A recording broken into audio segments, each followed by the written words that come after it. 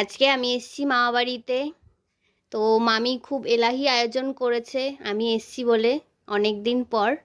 আজকে লাঞ্চে মেনুতে আছে কি কি বলে দিই। এখানে হচ্ছে ভাত, এখানে হচ্ছে স্যালাড, লেবু পেঁয়াজ শসা, হ্যাঁ এখানে হচ্ছে আমড়া দিয়ে ডাল, একদম ডাল হলুদ হলুদ। আর আজকের দিনের জন্য শোস্টপার হচ্ছে লাল লাল ঝাল ঝাল চিকেনের একদম পাতলা ঝোল। আমি বলেছি ঝোলটা একটু পাতলা করতে, কারণ কষা খেতে ইচ্ছে করছিল না। একদম লাল লাল ঝাল ঝাল চিকেন কষা স্পেশালি আমার জন্য।